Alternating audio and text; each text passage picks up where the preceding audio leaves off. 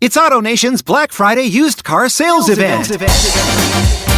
Now through Sunday only. Take advantage of reduced prices on thousands of used cars, trucks, and SUVs. All makes, all models on sale.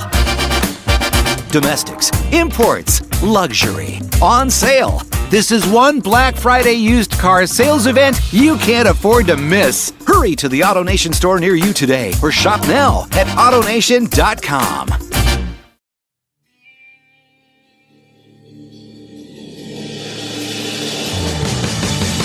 You have the right to remain silent. Anything you say can and will be used against you in a court of law. You have a right to an attorney prior to and during any question.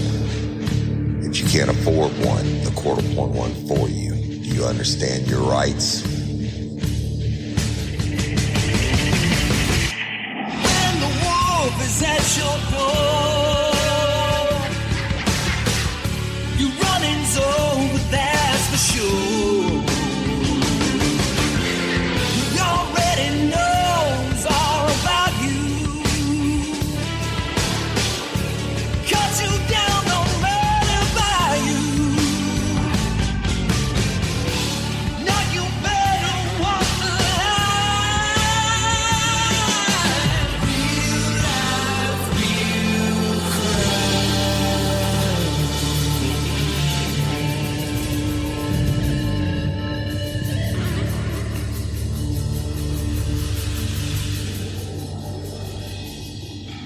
Warning, this episode of Real Life, Real Crime, the podcast, may contain descriptions of acts of violence or that of a sexual nature. It should be for people that are 18 years or older. Heed my warning, people. I do not get the facts of these cases off of the internet or from some television show. The facts I'm retelling you were presented to me by the victims of the crimes or the perpetrators who committed the crimes against the victims. My descriptions of the crime scenes, what I saw with my own two eyes. If you're going to get offended, please turn this podcast off now. Thank you. Hello, everybody, and welcome to this episode of Real Life, Real Crime, the podcast. As always, I'm your host, Woody Overton. And we're going to be continuing the longest series I've ever done today, The State versus Scott Peterson, Scorched trial. And it's so fucked up, this case is. And in for a penny, in for a pound, you're getting all the information that's never been released, step by step. It's deep, people, but it's just so bad. And especially me being, the old cop, and I just want to slam dunk this punk forever, right? But I'm so afraid of what's about to happen on appeals because they scorched this case. And love and appreciate each and every one of you. Thank you for liking and listening and sharing. Patrons, convicts, Apple subscribers, love y'all. If you can't be one, y'all, we love all lifers. We don't care. Thank you for sticking with the story. And it's really in the heart of the trial now and going witness by witness for the prosecution and giving you what the defense has done thus far as to cross-examination.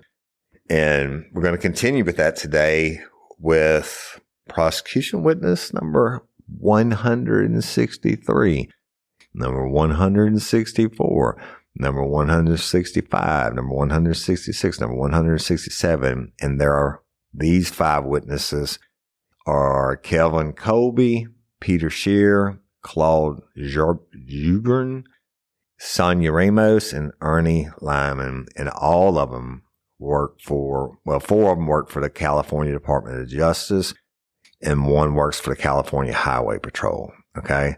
And they all testified that they had a part in the surveillance of Scott Peterson in San Diego right before he was arrested and during his arrest.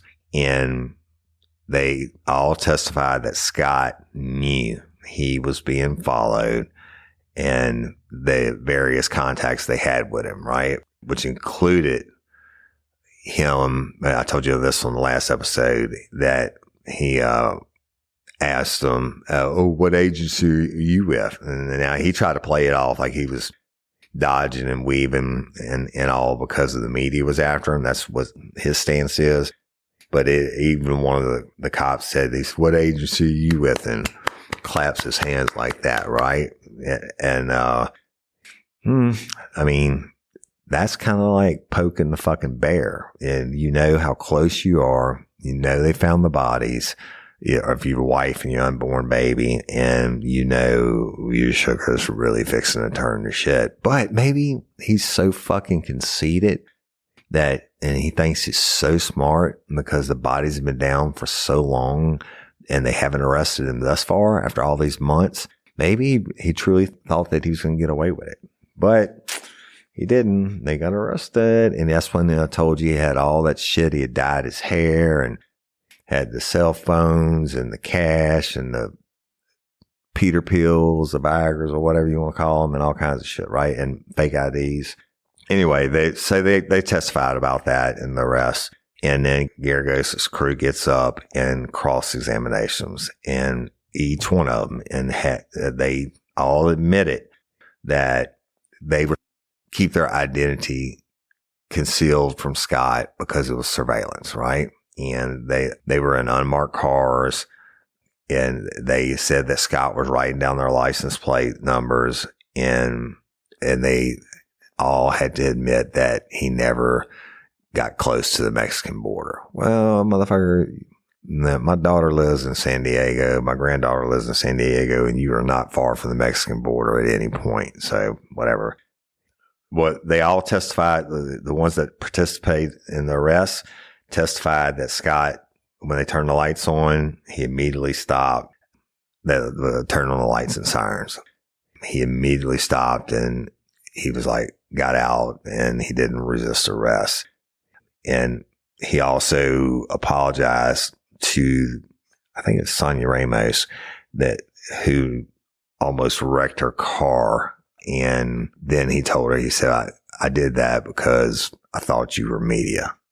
You were all media. Well, that's not true, because, he asked them directly what law enforcement agency you're with or whatever. So this is kind of a back and forth part. As if I'm on the jury, I'm thinking, certainly a lot of things do not look good for Scott.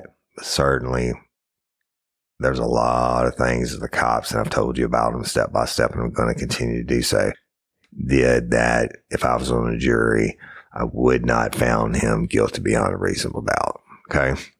So let's go to prosecution witness number 168, Dr. Ralph T. Cheng of the United States, whatever it is, USGS. He's a senior research hydrologist, and they go into his credentials as an expert in the area of hydrology and water movement in the San Francisco Bay.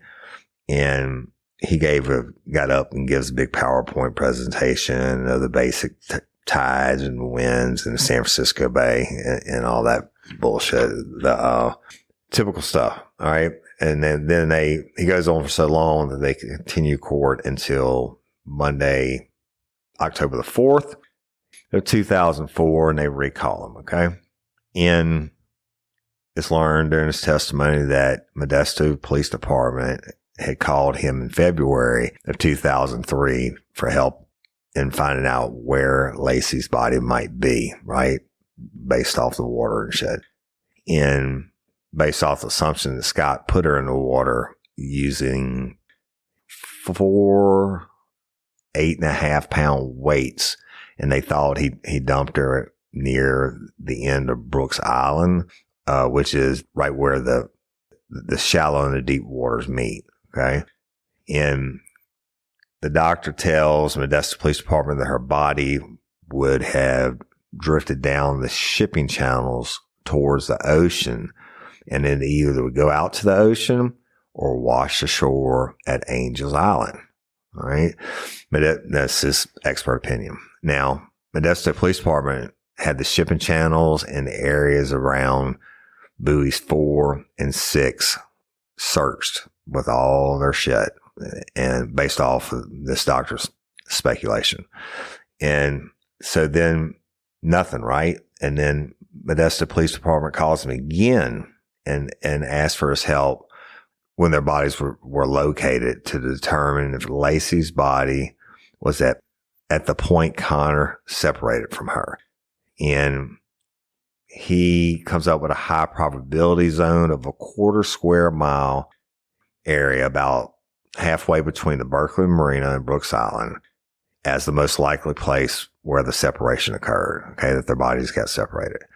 And he said that the wind caused by a storm on April 12th brought Connor's body to basically washed up on the jetty or hung it up on the jetty, but he couldn't explain why Laci's body ended up basically on Point Isabel. All right. And Dr. Chang admitted he's not an expert on how human bodies behave in water and that his estimates had large uncertainties. And they do this in every trial. Every time we use an expert witness or whatever, that's their opinion, right? I mean, they get certified in this area that they're talking about, being tidal movements in this case and stuff like that. But then you take what a reasonable person takes their experience and puts this problem into play, and they say, this is what I think would happen, right? I mean, he said there are large, quote, large uncertainties. He didn't know what factors to include in his equations, like when the date and the time the bodies landed on the shore. So different things like that. Really, even the date and the time that the bodies went in, he's just going off what they told him. And he had several factors that he could account for in the bodies being found in the 2 different places. One being that they were placed in the water differently. Hey, y'all, it's fall, my favorite time of year. I love hunting, traveling to see my grandbaby, or go to Wisconsin and spending a precious time with friends and family. I'm so excited to ditch my shorts and flip-flops and upgrade to cozy sweaters and warm leather jackets from Quince. Quince offers affordable, high-quality essentials for any wardrobe. That includes seasonal must-haves like Mongolian cashmere sweaters from $60 and comfortable pants for any occasion. Quince only works with factories that use safe, ethical, and responsible manufacturing practices, along with premium fabrics and finishes. And they partner with them directly, cutting out the cost of the middleman and passing the savings to you. That means Quince items are priced 50 to 80% less than similar brands, so you can update your look without breaking the bank. Shopping with Quince is fun and easy. I don't like to shop. That's my wife Cindy's job. But when it comes to picking out my new fall wardrobe additions from Quince, I had to be part of the decision making, and it was so easy. I got the fisherman sweater in the alabaster, and I even chose the Mongolian cashmere joggers. They are soft and comfortable. The prices are great, and the quality is even better. I would put any of my new additions up against any luxury brand out there. Upgrade your wardrobe with pieces made to last with Quince. Go to quince.com/RLRC for free shipping on your order and the 365-day returns. That's QUINCE.com/RLRC to get free shipping and 365 days returns. Go to quince.com/RLRC. Hey, ladies, are you feeling overwhelmed by hormonal changes? Well, you're definitely not alone. There are more than 1,000 hormone disruptors living in our environment right now. It's in your food, your water, the air you breathe, the clothes you wear, your skincare products. They all mess with your hormones. Then there's the natural hormone changes your body goes through, premenopause, menopause. And while it's a natural process, it doesn't mean you have to suffer through it. The good news is you don't have to suffer through it anymore, because now you have Hormone Harmony, a formula made only with herbal ingredients that are shown to reduce hormonal symptoms in women of all ages. Hormone Harmony is not just a hormone support and supplement. It's become a phenomenon. Women can't stop talking about it on social media. A bottle of Hormone Harmony is sold every 24 seconds. And the biggest benefit? Well, my wife says it makes her feel like her own self again. And that's what women mention over and over in the reviews. And there are over 30,000 reviews for Hormone Harmony. And for a limited time, you can get 15% off your entire first order at happymammoth.com. Just use code RLRC at checkout. That's happymammoth.com and use code RLRC for 15% off today. That's happymammoth.com and use code RLRC. I mean, in separate places. Well, that helps the defense, right? And their theory that Laci was held and, whatever, they dumped her after the news media said Scott was there dumping the body and all that. Yeah, I mean, and naturally he could not say when the bodies were put in the water. In his equation, he only had what the cops gave him to go off of, and that's what he said. My area, said this high probability the bodies will come up here is because Detective Dodge Hindy had searched the areas for extensively or for body parts and anchors and shit like that. So and that happens every case. And that doesn't really help, doesn't really hurt. I think it's more fluff because if you're on the jury, you might want to know how, if they're saying they dumped it over by this island, they got over to this island.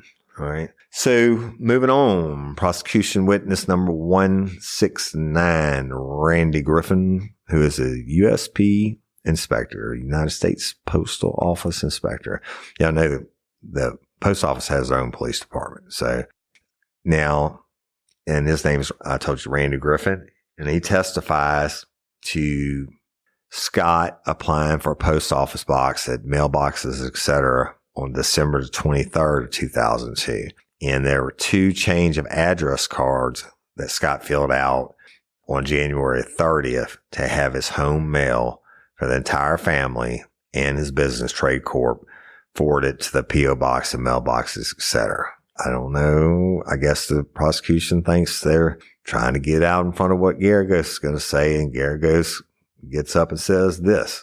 He brings it up of the thefts at the cluster of mailboxes where Scott's business was at Trade Corp Mail. And so Scott had Trade Corp Mail delivered to his house at 523 Covina also. Neither really here nor there as far as Scorched. I mean, I don't even know why the fuck the prosecution would bring that in. Let the defense bring it in, and then you can say what you want to say. I guess they're trying to say Scott had pre-planned this. I don't know. Let's go to prosecution witness number 170, Mario Ruvalcaba, Ruvalcaba, who had a car for sale. And he advertised a Saab for sale, and Scott responded to him. And they haggled over the price. It was settled on. Paperwork's filled out. But Ruvalcaba sold the car to a woman instead. And the purpose of his testimony was to say that Scott used his mother's name, Jacqueline Peterson, on the paperwork. That's kind of fucking scorched. But I mean, that's a little spark in the scorchedness. Why would you use your mom's name, Scott? Right? So, all right. Prosecution witness number 171, Michael D. Griffin, who is a Mercedes owner. Now, Griffin sold a Mercedes to Scott on April the 12th of 2003.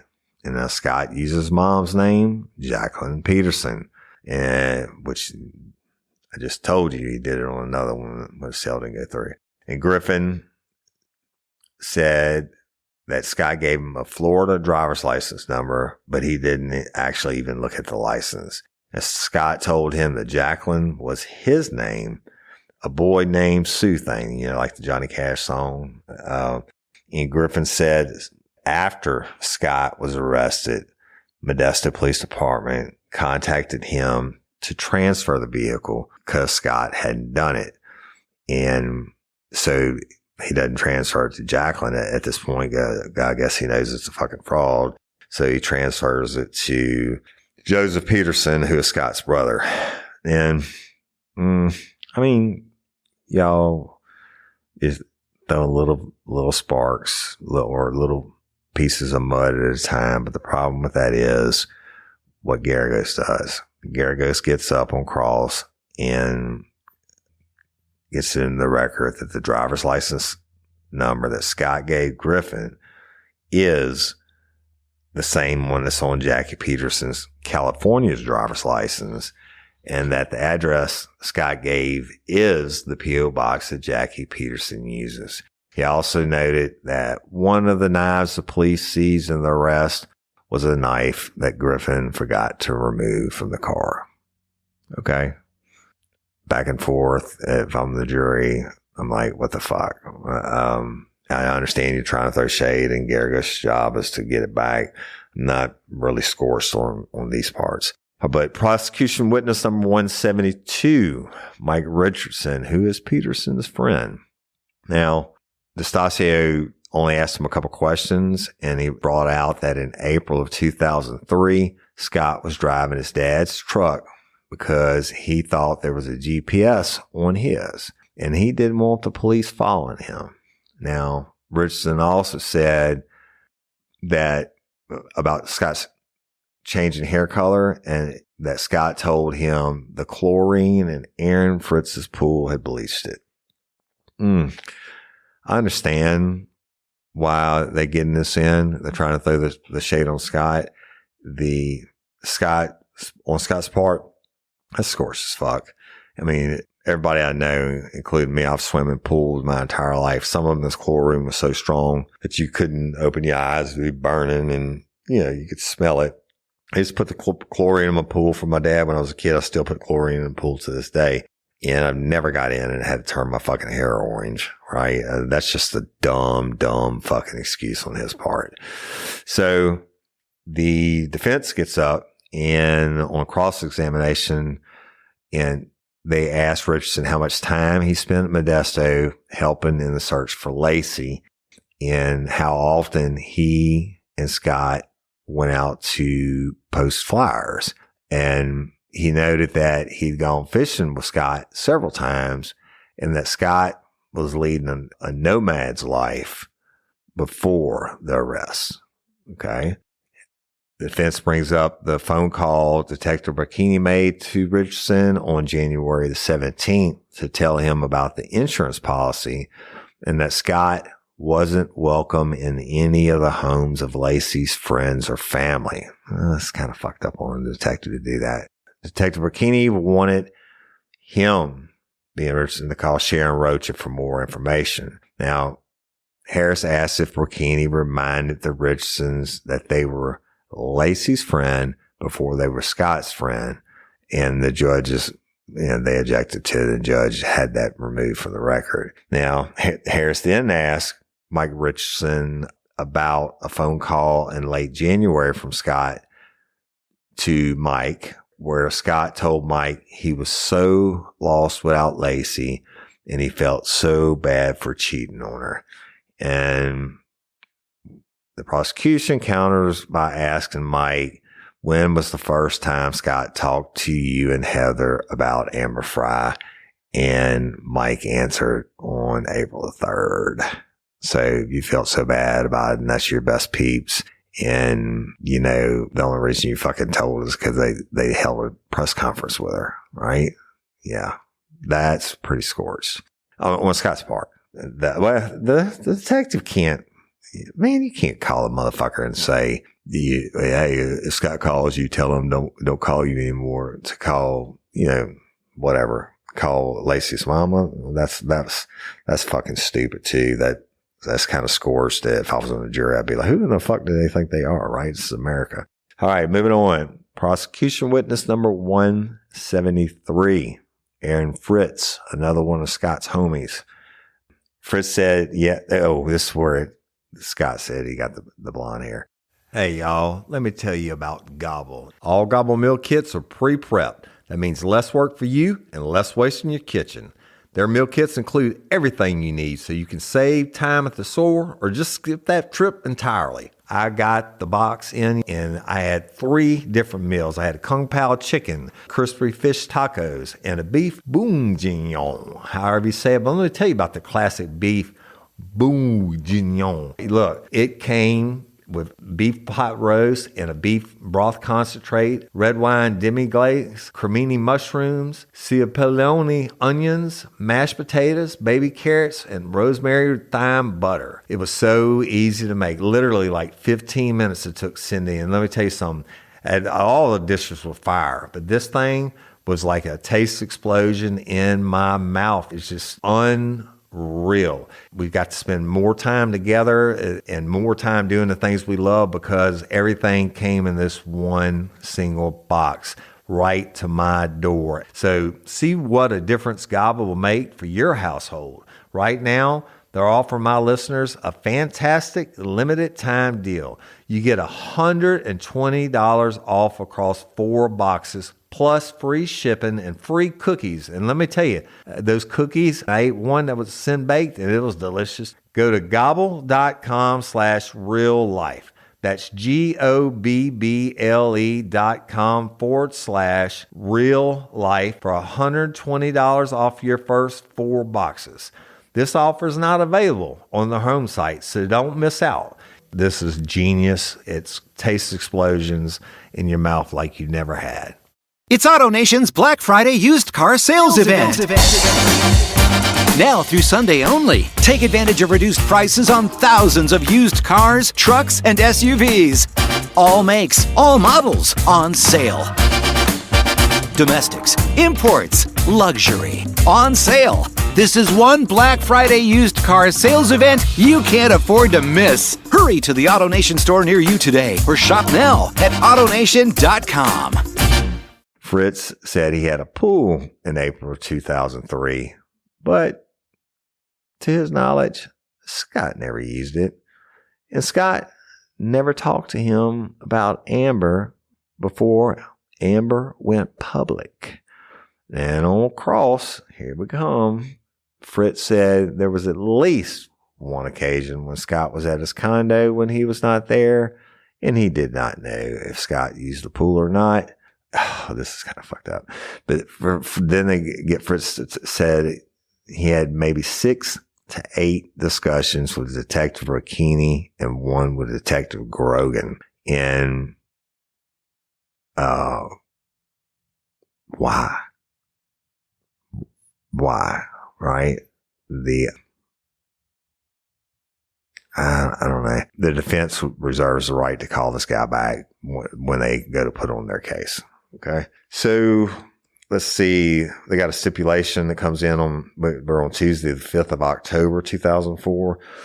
They get a stipulation that comes in that says the parties stipulate that if Dr. Brian Peterson, the pathologist, were recalled, he would testify that, quote, aside from changes of decomposition, the external genitalia of Laci Peterson is unremarkable without evidence of injury. Y'all, this means her vagina and her breast didn't show any signs of rape or whatever.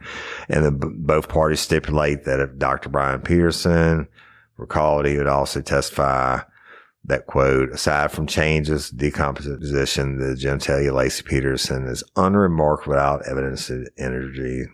So that, okay, let me tell you what they're doing here.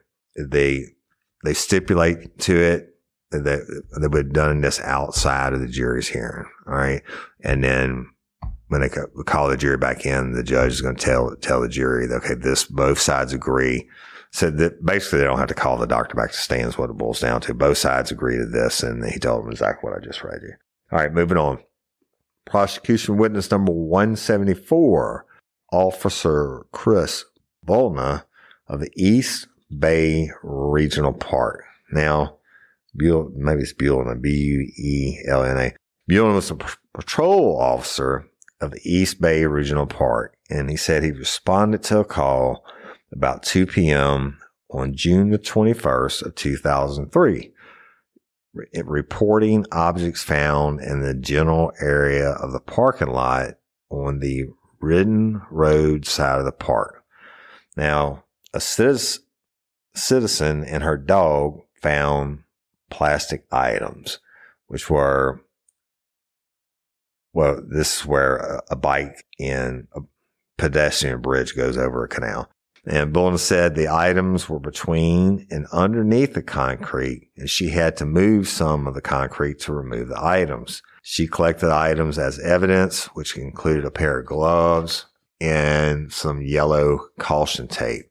And Milna doesn't know whether the canal water level rises and falls with the tides. Okay, well, it's nothing. Again, I mean, I don't understand the fucking prosecution, where they so hardcore on this stupid ass shit, where they could have just let the defense spend their time on that. That doesn't show anything. And it doesn't do anything to convict Scott. It's fucking stupid. It's Scorched. You've been born a jury. You're hurting yourself by, I mean, you found some shit. It didn't come back to Laci and Connor or Scott. And guess what? Under bridges, close to water, there's always trash. And somebody found some trash and hey, we collected it, but there's nothing to it. Well, why the fuck are you wasting the jury's time? All right.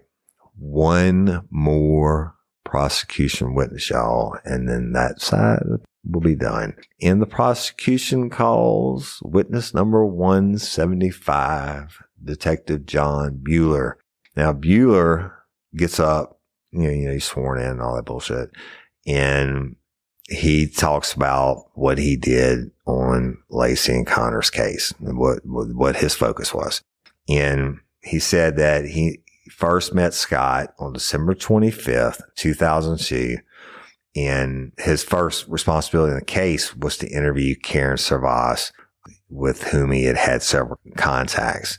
Now, he provided the information she first gave him on December 25th, and then he provides the changes she made to her timeline for finding Mackenzie on the morning of the 24th and the condition of the leash. Remember, it was dirty, but it wasn't dirty, y'all. Bueller also worked as the handler for Amber Fry. Very important. And was present with Detective Burkini at the first interview on December the 30th in Madeira. She gave the two detectives 9 pictures. Guess what? The time of trial, y'all, dude's on trial for his life. They can only find 7 of the 9 pictures. Now, I'm not saying anything one way or the other than if I'm on the jury, phone calls come up missing. This comes up missing. This comes up missing. And every time the prosecution's the one getting this in, but that's still fucking Scorched. If this fucking case goes back to trial, he's going to walk. But anyway, 2 of the pictures are missing, y'all. And so on cross, Geragos asked if the 2 missing pictures were the ones that the National Enquirer used to break the story of Amber Fry. Okay. And that, and prosecution objects to that. And he asks other questions and the prosecution objects. And Geragos is, they had no love for each other. And Geragos tells him, Bueller said, I promise you will be back on the stand when I present my case, right? Or the defense presents his case. Okay. Another thing that Bueller did during this course of investigation was he had to inventory the items in Scott's car at the time of his arrest, which we talked about. And the prosecution showed tons of photos taken of the items, and they number many of them while showing the photos to the jury. Well, that's fucking standard. And Detective Bueller said that he and Detective Grogan arrived at the scene of the arrest within minutes of it happening. And he said that most of the camping items were purchased from Recreational Equipment Inc. on March the 16th of 2003. Remember, y'all, he had everything in the car, including survival gear and all that. Now, on cross, Geragos again notes that the time of the February 18th to 19th search warrant, Scott had his truck and many items similar to those that were in the Mercedes at the time of his arrest, meaning camera gear, shit like that. Detective Bueller also confirmed that Laci Peterson, Scott's father, did in fact have a tee time for 4:00 on April 18th at Torrey Pines Golf Course, and a party of the three did tee off. And he didn't know whether any of the Peterson family members were at the golf course at the time of Scott's arrest. And with that, the people rest their case. That's it. Ooh-wee. All right. Scorched. Now that's it for them. The defense is going to get up now and put on their side, and it's fucked up. You don't promise something that you can't deliver. We're going to get into it. We're going to get into the specifics of it, but go back and if you can have a long enough memory, all the things that the prosecution, either that they didn't do or that they did. Well, it didn't do, like interviewing the witnesses that say they saw Laci walking that day, and not going into the crime area because they were fucking scared because they had parolees that lived in there. I mean, what if she was in there? All the burglary shit, the losing the tape and not taking the corrections lieutenant phone call about the Laci being confronted by the people the day she went missing across the street. They were robbing the fucking house. And there's a million little things, a million. And I don't know how in the fuck they get past it, except for what I'm going to tell you when it comes to the defense putting on their defense. Because if they hadn't scorched their shit, he would be free today. But right now, if they just shut it down now and the defense doesn't get to say anything, and not because I don't believe that he did it, but because they didn't prove it beyond a reasonable doubt, Scott Peterson would have walked fucking free. All right. But we'll see what you have to say when we get done with the defense side and how they tear it up. Or in most cases, they burn themselves up. I mean, they make it scorched as fuck. All right. We'll conclude this episode. I hope everybody is having a great Thanksgiving weekend. It's a long week for me, y'all. That's what, everybody comes in, and I'm responsible for putting everybody on the hunting stands. And then I got to cook for everybody on Wednesday. And then Thursday, go to my mom's. And then Friday, more people are coming to visit. And holy fuck, I'll be glad. By the time you hear this, Woody Overton might be drinking a beer and watching football and catching a nap, taking a break from the long holiday week. But I hope y'all had a great one. If you travel or you're traveling back today, listen to it. Stay safe. Holy shit, it's supposed to be a whiteout everywhere and all that. Who knows? But happy late Thanksgiving to everybody. I love and appreciate each and every one of you. Please hashtag justice for Haley. God, you got to listen to it. That the first 3 episodes, all the audio was from cops' body cams. And so there's a lot of radios going off, stuff like that. It's still clear and it's good to hear, but to go listen to the one that dropped yesterday, part 4 and justice for Haley. We're going to get it. All right. And thank you so much for liking and listening and sharing me and Cindy doing true crime time for the shows. Who knew that it'd be such a hit, right? But we love it and appreciate each and every one of y'all. LOPA, Louisiana Organ Procurement Agency, is my jam. You know this. They're a nonprofit, y'all. There's so many people that are dying every day waiting on organs, and they have the capability to match donors.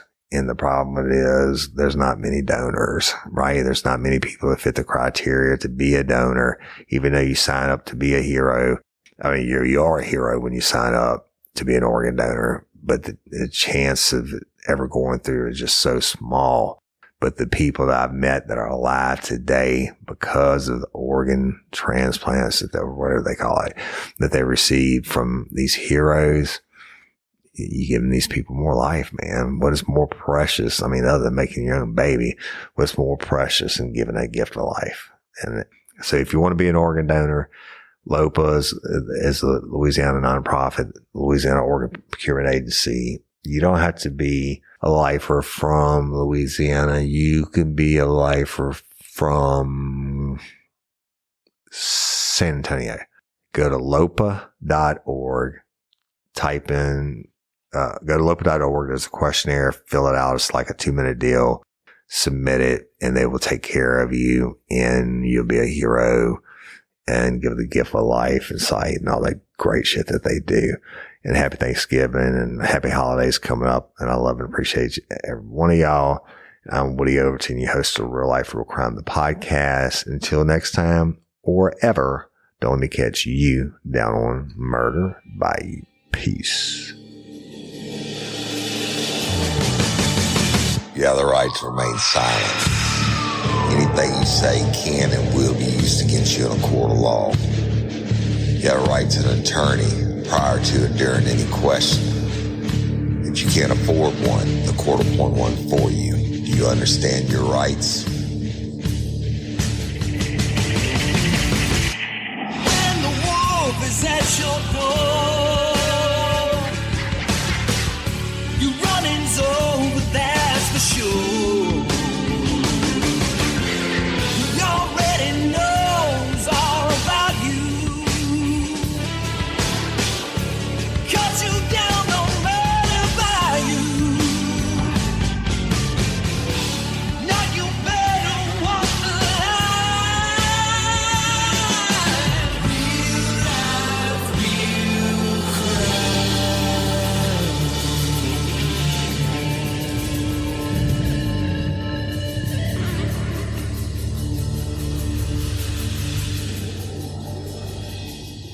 It's AutoNation's Black Friday used car sales event. Now through Sunday only, take advantage of reduced prices on thousands of used cars, trucks, and SUVs. All makes, all models on sale. Domestics, imports, luxury, on sale. This is one Black Friday used car sales event you can't afford to miss. Hurry to the AutoNation store near you today or shop now at AutoNation.com. It's AutoNation's Black Friday used car sales event. Now through Sunday only, take advantage of reduced prices on thousands of used cars, trucks, and SUVs. All makes, all models on sale. Domestics, imports, luxury, on sale. This is one Black Friday used car sales event you can't afford to miss. Hurry to the AutoNation store near you today or shop now at AutoNation.com.